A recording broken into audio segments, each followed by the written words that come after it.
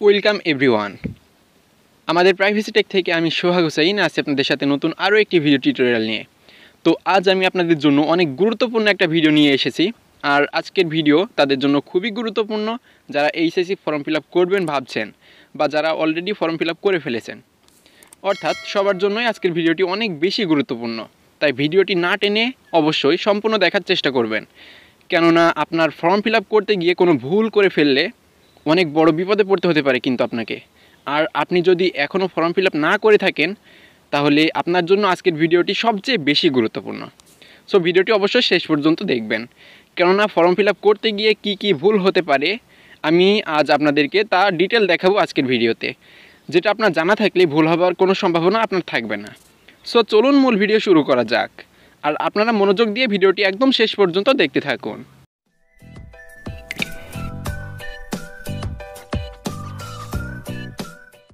তো ভিউয়ার্স, আমরা মূল ভিডিও স্ক্রিনে চলে আসলাম। তো এখানে আসার পর আপনার কলেজ থেকে বা আপনাদের বোর্ড থেকে যে SMS-টা আপনার ফোনে দেওয়া হয়েছে ওখানে কিন্তু একটা লিঙ্ক দেওয়া আছে। হ্যাঁ, তো আপনি যখন ওই লিঙ্কে ক্লিক করবেন আপনি এইরকম একটা পেজ দেখতে পারবেন।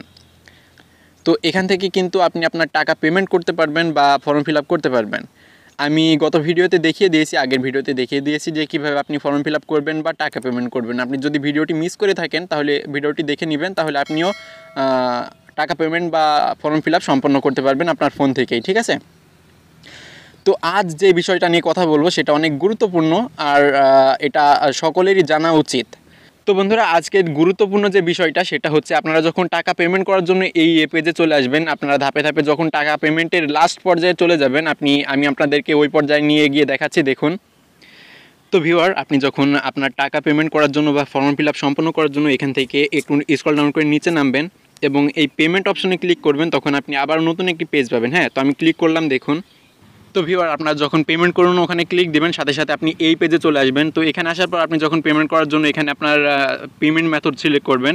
তো আমরা মোবাইল ব্যাঙ্কিং থেকে সাধারণত করব, আমি আগের ভিডিওতে মোবাইল ব্যাঙ্কিং থেকেই দেখিয়েছি। তো আপনি জাস্ট এখানে যখন ক্লিক করবেন তখন আপনি আরও 3টা অপশন পাবেন, এই যে নিচে রকেট, বিকাশ এবং নগদ। ঠিক আছে, এখন আপনি আপনার টাকা পেমেন্ট করার জন্য আপনার যে কোনো যে ব্যাঙ্কটা সিলেক্ট করবেন, ধরুন আমি বিকাশ সিলেক্ট করলাম, আপনি ধরেন যে বিকাশ থেকে টাকা পেমেন্ট করবেন। হ্যাঁ, তো আমি জাস্ট বিকাশ সিলেক্ট করে দিলাম, দেখুন। তো ভিউয়ার্স, এখানে বিকাশের উপর ক্লিক দেওয়ার পর আপনি এখান থেকে একটু স্ক্রল ডাউন করে নিচে নামবেন এবং নিচে নামলে এখানে কিন্তু আপনার ট্রানজ্যাকশন নাম্বারটা আপনি দেখতে পারবেন, দেন আপনার অ্যামাউন্টটাও আপনি দেখতে পারবেন এবং সবার নিচে দেখতে পারবেন পে উইথ বিকাশ। অর্থাৎ আপনি বিকাশ থেকে পে করার আগে এই ট্রানজ্যাকশন নাম্বারটা কিন্তু আপনাকে কালেকশন করে নেওয়া উচিত, কারণ অনেকেই বলছে যে আমার SMS আকারে আমার ট্রানজ্যাকশন নাম্বারটা আসেনি।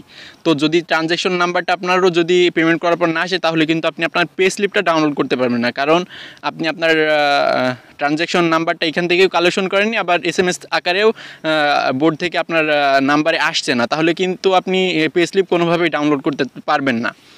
আর যদি পে স্লিপ কোনোভাবে আপনার প্রয়োজন পড়ে, এটা অনেক গুরুত্বপূর্ণ, যদি আপনার কলেজ থেকে দেখতে চাই তাহলে আপনি কি করবেন, তখন কিন্তু আপনি আর দেখাতে পারবেন না, কারণ আপনি তো পে স্লিপ ডাউনলোড করতেই পারেননি।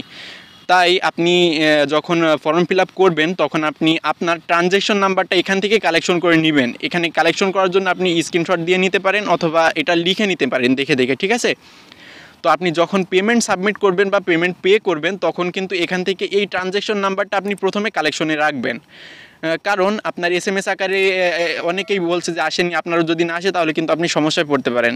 তো বন্ধুরা, আজকে সবথেকে গুরুত্বপূর্ণ যে বিষয়টা সেটা আপনারা ফর্ম ফিল আপের জন্য যেটা খেয়াল রাখবেন সেটা হচ্ছে এই ট্রানজ্যাকশন নাম্বারটা। অর্থাৎ আপনি যখনই, আমি বারবার বলছি, আপনি যখনই পেমেন্ট সাবমিট করবেন বা পেমেন্ট পে করবেন তার আগে এই আপনার ট্রানজ্যাকশন নাম্বারটা আপনি কালেকশন করবেন। এর জন্য আপনি স্ক্রিনশট দিয়ে নিতে পারেন, তাহলে সব থেকে ভালো হয়। হ্যাঁ, আপনি স্ক্রিনশট দিয়ে তারপর আপনি পে অপশনে পে উইথ বিকাশ এর ভিতরে যাবেন, তারপর আপনি পেমেন্ট করবেন, তাহলে আপনার পে স্লিপ ডাউনলোড করতে একদমই সমস্যা হবে না। যদি আপনার SMS-টা পরে নাও আসে তাও আপনি এই ট্রানজ্যাকশন নাম্বার ব্যবহার করে আপনি আপনার পে স্লিপ ডাউনলোড করে নিতে পারবেন। আমি গত ভিডিওতে অলরেডি দেখিয়ে দিয়েছি, যদি আপনার ট্রানজ্যাকশন নাম্বারটা নাও আসে, আপনি যদি এখান থেকে ট্রানজ্যাকশন নাম্বারটা কালেকশনে রাখতে পারেন তাহলে এই ট্রানজ্যাকশন নাম্বারটা ব্যবহার করে আপনি আপনার পে স্লিপ খুব সহজে ডাউনলোড করে নিতে পারবেন। আপনারা চাইলে ভিডিওটি দেখে নিতে পারেন, আমার চ্যানেলে ওই ভিডিওটি রয়েছে।